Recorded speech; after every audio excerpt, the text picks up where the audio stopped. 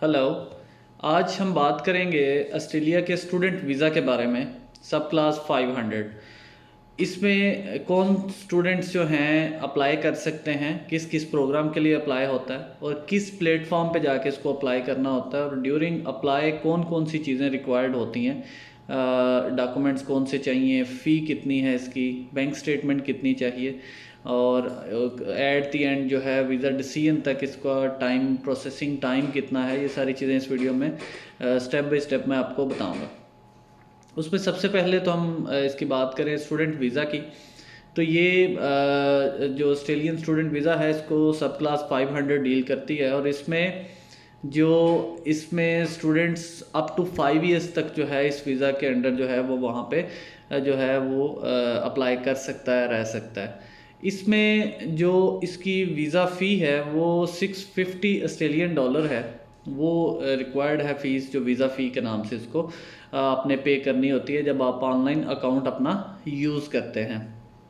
इसके साथ साथ जो इसमें अप्लाई कौन कर सकता है, आपका कोर्स और आपकी जो प्रोग्राम है उसके अकॉर्डिंगली ये डिसाइड होता है। मिनिमम जो है नॉर्मल 18 ईयर्स से ओल्ड जो है वो अप्लाई कर सकता है, लेकिन अंडर 18 भी वो स्टूडेंट्स जो अंडर ग्रेजुएट प्रोग्राम्स के लिए जाते हैं उनका भी जो है इसमें अप्लाई कर सकते हैं, लेकिन उनको साथ अपना गार्डियन एक जो है वो लेके जाना पड़ता है लुक आफ्टर के लिए, और ये उनके रूल्स के अकॉर्डिंगली माइनर में आ जाते हैं वो। अब इसमें जो है कौन सी जो चीज़ है वो रिक्वायर्ड है इस जो वीज़ा है प्रोसेस के लिए, उसमें सबसे पहले ये सबसे इम्पोर्टेंट जो होता है वो कंफर्मेशन ऑफ इनरोलमेंट सर्टिफिकेट होता है, COE।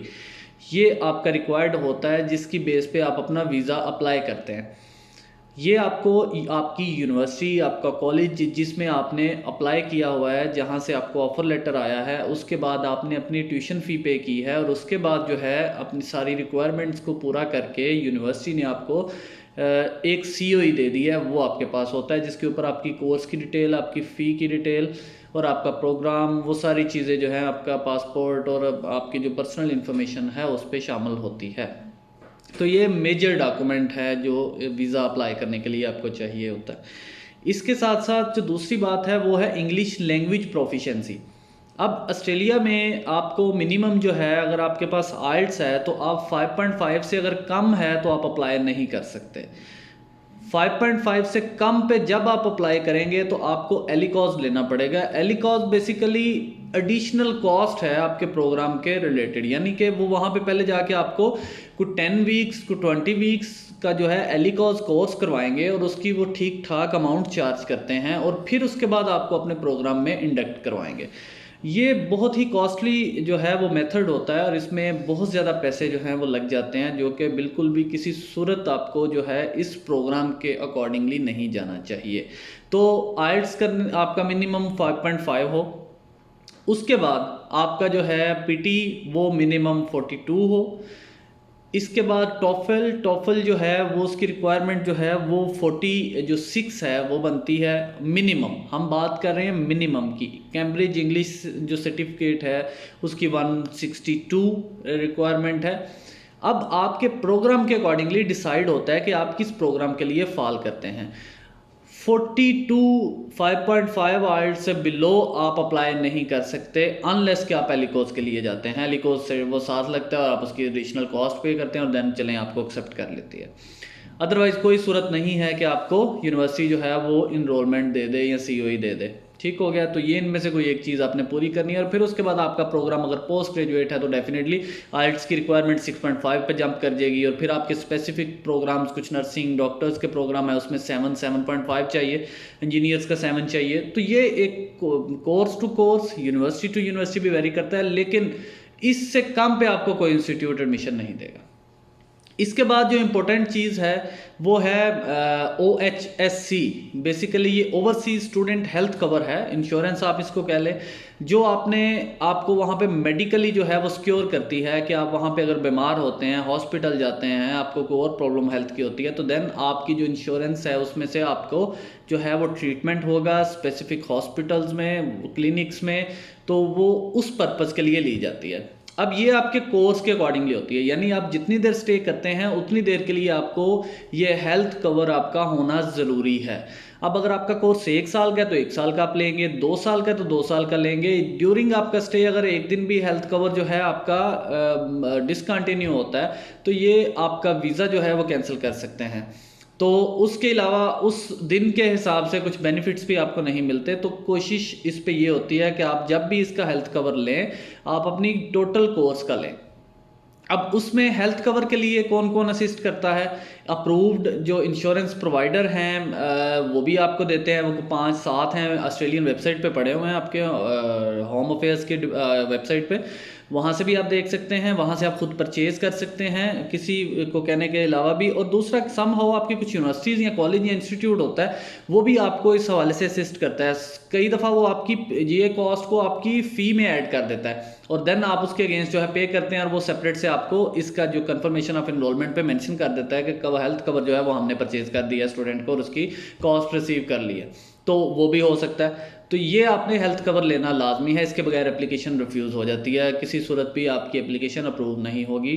तो ये आपने इसको डेफिनेटली लेना है। और इसमें एक चीज़ का ख्याल रखना है कि आपका जो हेल्थ कवर है आपका कोर्स स्टार्ट डेट से वैलिड नहीं होना चाहिए। यानी कि अगर आपका कोर्स स्टार्ट हो रहा है फॉर एग्जांपल 15 फरवरी में आपका जो है वो आपका चल रहा है कोर्स स्टार्ट डेट और आप ऑस्ट्रेलिया पहुंच रहे हैं 1 फेब को और आपकी हेल्थ कवर स्टार्ट हो रहा है 15 को, तो नहीं, आप 1 को अगर ऑस्ट्रेलिया लैंड कर रहे हैं तो 1 से आपका हेल्थ कवर जो है वो वैलिड होना चाहिए। यानी कि आपने अपनी जो डेट्स हैं अराइवल डेट्स पे रखनी है इसकी हेल्थ कवर की, ठीक है। तो ये एक तो चीज़ थी। फिर आप साथ में फैमिलीज़ के अगर वो डिपेंडेंट जा रहा है, पार्टनर जा रहा है, बेबी जा रहे हैं, चाइल्ड जा रहे हैं, तो उस सूरत में उनका भी सेपरेट से जो है हेल्थ कवर जो है वो बढ़ता है। जो per year health cover minimum है वो ऑलमोस्ट 650 जो है वो उससे ऑस्ट्रेलियन जो डॉलर्स हैं उससे स्टार्ट होता है। और उसके बाद ये अगर कपल्स हैं तो ये 2300 कुछ पे चला जाता है पर ईयर और फिर इसी तरह से सो ऑन उसमें ऐड होते जाते हैं। बहरहाल आपको हेल्थ कवर इसके लिए चाहिए। इसके बाद हम बात करते हैं जीटीई की, जेन्युइन टेम्परेरी एंट्रेंट।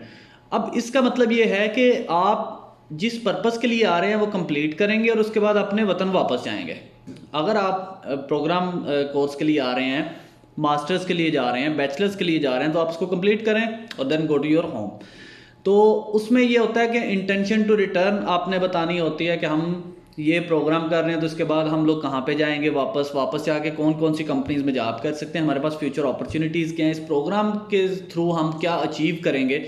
तो ये सारी चीज़ें आपने उसमें बतानी है। इसके अलावा इसमें फ़िनांस डिस्कस करना है, इसमें आपने अपना जो कॉस्ट है वो बतानी है और फिर आपने यूनिवर्सिटी जिसमें जा रहे हैं उसको सिलेक्ट किया है, उसकी क्या जो खूबियाँ हैं, फिर उसके बाद आपने इसी यूनिवर्सिटी में क्यों आए हैं, आप ऑस्ट्रेलिया क्यों जा रहे हैं, आपको फ़िनांस कौन कर रहा है, आपकी फ़ैमिली टाइज़ जो हैं वो मैच करनी चाहिए, फैमिली में मेंबर्स जो हैं उनका बताएं, प्रीवियस एजुकेशन का बताएं, नेक्स्ट स्टडीज़ का बताएं, फ्यूचर जॉब्स का बताएं। तो ये सारा जीटी में आपने एक्सप्लेन करना होता है। और फिनांस में आपने सोर्स ऑफ इनकम, आपने पेमेंट कहाँ से आई, कहाँ से पे करनी है, कौन कर रहा है स्पॉन्सर, फादर कर रहा है तो फादर का एफिडेविट ऑफ स्पॉन्सरशिप और उनके जो कोई पेमेंट के लिए कोई डॉक्यूमेंट्स हैं, प्रॉपर्टी डॉक्यूमेंट्स हो सकते हैं, कोई पेमेंट इन कैश है तो सैलरी स्लिप्स हो सकती हैं, जो भी सोर्स ऑफ फंड जो हैं वो आपने बताने होते हैं।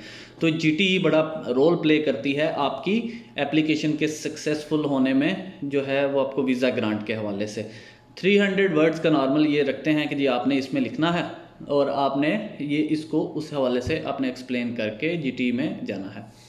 इसके बाद अगर हम बात करें तो आपका करेक्टर सर्टिफिकेट होता है, उसमें आप पुलिस सर्टिफिकेट पाकिस्तान से यूज़ करते हैं कि इसके अगेंस्ट कोई क्रिमिनल रिकॉर्ड नहीं है, तो वो उसमें अगर इसके अलावा कोई और एडिशनल डॉक्यूमेंट को चाहिए हो तो वो दे कैन आस्क यू। इसके अलावा अगर आपका कोई डॉक्यूमेंट है जो ट्रांसलेटेड होना है और उर्दू में है, आपने उसको इंग्लिश में लेके जाना है, तो आपने उसको सर्टिफाई करवाना है। और सर्टिफिकेशन आपकी किसी अच्छे ट्रांसलेशन सेंटर से होनी चाहिए। ये नहीं कि कोई भी ऐसा बंदा जिसका ना कोई अता, ना पता, ना कंपनी, ना प्रॉपर लेटर पैड, कुछ सिंपल पेज पे लगा के स्टैंप लगा दे, तो ऐसा एक्सेप्ट नहीं करेंगे। ये आपको प्रॉपर किसी अच्छे ट्रांसलेटर से करवाना पड़ेगा। उस ट्रांसलेटर का प्रॉपर लेटर हेड हो, प्रॉपर ईमेल हो, कॉन्टैक्ट हो, ऑफिस हो, और उसका जो है वो आपको वो ईमेल से कंफर्मेशन भी कर सकते हैं तो ये सारी जो हैं रिक्वायरमेंट्स हों जब आप ट्रांसलेशन के लिए जाएं, और ट्रांसलेशन के लिए आपने इसको मद्देनज़र रखना है। अगर हम बात करें इसके साथ फिनांस की, बैंक स्टेटमेंट की, तो दो तरह की चीज़ें इसमें आती हैं। नॉर्मली लेवल 1 के जो इंस्टीट्यूट्स होते हैं वहाँ पे बैंक स्टेटमेंट आपको नहीं शो करनी पड़ती, तो देन आपको ज़रूरत नहीं होती। लेकिन अगर आपका लेवल 1 में नहीं है तो फिर आपको बैंक स्टेटमेंट जो है वो दिखानी पड़ती है। अब बैंक स्टेटमेंट की कैलकुलेशन सिंपल सा फार्मूला है कि आपने सबसे पहले जो है वो आप अपनी फ़ीस टोटल को देखेंगे, आपने ईयर पे डिवाइड कर लेंगे। अगर आपकी हम इसको सिंपल रखते हैं कि 1 ईयर का कोर्स है, तो 1 ईयर की कोर्स की फ़ीस $10,000 है, और उसमें से आपने 5,000 पे कर दिया तो बाकी 5,000 बची, तो 5,000 वो सेपरेट। इसके अलावा ऑस्ट्रेलिया में लिविंग कास्ट को ऑलमोस्ट 21,000 समथिंग है, तो वो आपने साथ में ऐड करनी है ऑस्ट्रेलियन डॉलर्स में। और इसके बाद जो है वो आपकी, अगर कोई स्पाउस है साथ में, अगर कोई चिल्ड्रन है, तो उस हिसाब से 7,362 रुपये जो है, सॉरी पाउंड ऑस्ट्रेलियन डॉलर जो हैं वो स्पाउस के लिए, 3,152 आपके चाइल्ड के लिए, और इसके साथ प्लस में आपका ट्रैवल कॉस्ट जो है वो 2,000 ऑस्ट्रेलियन डॉलर वो चाहिए। और ये आपने बैंक स्टेटमेंट में दिखाना है कि हमारे पास ये फंड्स अवेलेबल हैं। सिंपल, अगर आप सिंगल एप्लीकेंट हैं तो आपकी आउटस्टैंडिंग प्रोग्राम की फ़ी आपका 21,000 जो है वो लिविंग कॉस्ट, आपका 2,000 ट्रैवल कॉस्ट, ये आपने इनको मल्टीप्लाई कर लें और इसके ऑस्ट्रेलियन डॉलर के साथ, और आपने ये पेमेंट पीकेआर में उनको दिखानी है मिनिमम। इससे कुछ ऊपर रख लें ताकि किसी टाइम पे डॉलर फ्लक्चुएट करता है तो आपकी ये बैंक स्टेटमेंट इफेक्ट ना करे। आपका स्पाउस है, आपका चाइल्ड है, तो आप उस हिसाब से उनको मल्टीप्लाई करके एक्स्ट्रा पेमेंट को ऐड करके अपने बैंक स्टेटमेंट में रख सकते हैं। साथ में आपने सोर्स ऑफ फंड्स लाजमी बताना होता है कि ये पैसे कहाँ से आए हैं और किसने दिए हैं। अगर अपने हैं तो कहाँ से आए, क्या चीज़ सेल परचेज हुई, या क्या बिजनेस था जिसमें से ये टर्नओवर हुआ, या आपने कोई ना कोई डॉक्यूमेंट उनको बताना है, दिखाना है जस्टिफाइबल। जब आप ये सारा प्रोसेस आपके पास मौजूद है और आपने ये कर लिया है, तो देन आप अपना वीज़ा जो है वो लॉन्च कर सकते हैं। वीज़ा लॉन्च करने के लिए आपको ऑस्ट्रेलियन गवर्नमेंट की IMMI.home अफेयर्स पे आप जाते हैं, तो वहाँ पे इसका IME अकाउंट है, वो आपने जो लॉगिन करना है, वहाँ पे आपके क्रेडेंशियल्स लॉगिन होते हैं, और वहाँ से ही एप्लीकेशन आपकी लॉन्च होनी है टोटल, और आपकी हर चीज़ वहाँ पे मौजूद होगी। आपने उस पर अपना सारा डाटा पुट करना है, आपने अपने ये सारे डॉक्यूमेंट्स अटैच करने हैं जो जो आपको मैंने अभी बताए हैं। ये साथ में एडिशनल अगर कोई डॉक्यूमेंट है तो वो भी अटैच करना है, और उसमें आपने उनको प्रॉपर जो है वो PDF JPG में जिसमें आपको फैसिलिटी है उसमें स्कैन करें। उसमें एक ये है कि अगर आपका कोई एक डॉक्यूमेंट एक से ज़्यादा पेजेस पे है, यानी आपकी डिग्री की ट्रांसक्रिप्ट्स की 2 से 3 पेजेस हैं, तो आप उनको एक बाइंडर बनाएं, यानी आप उसको PDF में मर्ज कर लें और एक ही फाइल में वो तीनों आपकी आ जाएं। ये ना हो कि एक एक पेज अलग-अलग स्कैन करके लगा दें, तो इसमें एक तो लोकेट करने में मुश्किल होती है, और वो केस ऑफिसर जो है उससे उकताहट का भी शिकार होता है कि यार ये क्या इसने भेज दिया है। तो डॉक्यूमेंट ऑर्गेनाइज करना है, डॉक्यूमेंट आपने ओरिजिनल से स्कैन करने हैं, डॉक्यूमेंट आपने प्रॉपर फोल्डर्स में स्कैन करने हैं। अगर कोई सिंगल डॉक्यूमेंट है तो दैट्स गुड, उसका नेम के साथ वो अपलोड होगा। अगर एक ही डॉक्यूमेंट के 3 से 4 पेपर हैं तो आपने उसको एक डॉक्यूमेंट बना के उसको अपलोड करना है। उसके 4 पेजेस स्क्रॉल करके वो देख सकता है, अलग-अलग स्कैन नहीं करना उनको, और प्रॉपर विजिबल हो। आपके जो डॉक्यूमेंट्स हैं वो एफिडेविट्स हैं तो वो ऑथ कमिश्नर से, नोटरी पब्लिक से अटेस्ट हों, प्रॉपर सिग्नेचर्स हों, उस पर डेट्स मेंशन हों प्रॉपर। तो ये सारी चीज़ें जो हैं अपने इनको मद्देनज़र रखना है डॉक्यूमेंट अपलोड करते हुए। जब आप अपने डॉक्यूमेंट्स अपलोड कर देते हैं और आप अपनी वीज़ा फ़ी पे कर देते हैं, तो उसके बाद आपको एक एक्नॉलेजमेंट रिसीव होती है फॉर द सेक ऑफ आपकी बायोमेट्रिक। तो और उसके साथ साथ आपकी मेडिकल की रिक्वायरमेंट्स, जो हेल्थ जो है एग्ज़ाम होता है आपका, अब उसके लिए आप अपनी वो सर्टिफिकेट को लेते हैं, अपनी अपॉइंटमेंट बुक करते हैं VFS ग्लोबल पे जाके। जैसे आपको पता है कि वहाँ पे आप जाते हैं, अपना कंट्री सेलेक्ट करें, जहाँ पे डेस्टिनेशन है ऑस्ट्रेलिया सेलेक्ट करें, और अपनी अपॉइंटमेंट को खुद लॉन्च करें, और वहाँ से आप अपनी पे करके, अगर कुछ पेड स्लॉट्स हैं तो पेड ले लें, फ्री हैं तो फ्री ले लें, और उसके अकॉर्डिंगली आप अपनी बुक कर लेते हैं। अब वो जैसी बुक हो जाती है, जाके आप अपनी बायोमेट्रिक्स देते हैं, और सेम है आप अपनी मेडिकल के लिए अजीज़ मेडिकल सेंटर है, IUM है, तो ये दोनों डील करते हैं, लाहौर में भी हैं, इस्लामाबाद में भी हैं, तो आप वहाँ से भी इनकी जो है अपॉइंटमेंट्स बुक कर सकते हैं, और वहाँ पे आप अपना मेडिकल एग्ज़ाम देते हैं। मेडिकल का आपका जो हेल्थ एग्ज़ाम है वो उसका रिज़ल्ट्स आते हैं, वो साथ साथ ही अपलोड होते जाते हैं। वो आपको खुद से कुछ चीज़ करने की ज़रूरत नहीं होती। अगर आपको कुछ चीज़ आती है तो उसको आप एडिशनल डॉक्यूमेंट्स पे भी अपलोड कर सकते हैं। ये सारा प्रोसेस आपका कंप्लीट हो जाता है तो then you have to wait for the outcome of your application.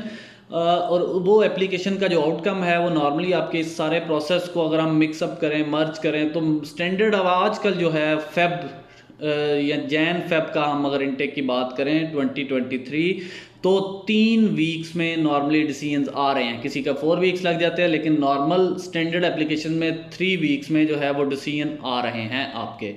तो ये आपकी सारा स्नैरियो था कि आपने किस तरह से ऑस्ट्रेलिया की एप्लीकेशन पुट करनी है स्टूडेंट वीज़ा के लिए, कौन सी सब क्लास डील करती है, कौन कौन से आपको डॉक्यूमेंट्स चाहिए। और आप इसके मद्देनज़र रखते हुए अगर आप अपनी एप्लीकेशन को पुट करेंगे तो मेरा नहीं ख्याल आपको किसी भी चीज़ की ज़रूरत पड़ेगी किसी से भी पूछने की। आपके पास ये डॉक्यूमेंट्स प्रॉपर हैं तो आप इनको एक स्मूथ से वन गो में सबको अपलोड करें और आप अपनी वीज़ा एप्लीकेशन को पुट करके आपकी ईमेल पे ही आपका जो है वो डिसीजन भी आ जाता है जैसे ही आपका अप्रूव होती है। और अगर कुछ और चीज़ रिक्वायर्ड हो तो आपके IME अकाउंट पे जो ऑस्ट्रेलियन गवर्नमेंट की वेबसाइट पे बना होगा आपका अपनी ईमेल और पासवर्ड के साथ, आप वहाँ से भी अपनी एप्लीकेशन को ट्रेस कर सकते हैं। कोई एडिशनल डॉक्यूमेंट्स की ईमेल आपकी ईमेल पे आती है, कुछ चाहिए हो, डिसीजन भी आपकी ईमेल पे आएगा और आपका जो है वो ये सारा प्रोसेस जो है आपके सामने होगा और आपको भी पता होगा कि क्या हो रहा है और क्या नहीं। Thank you so much.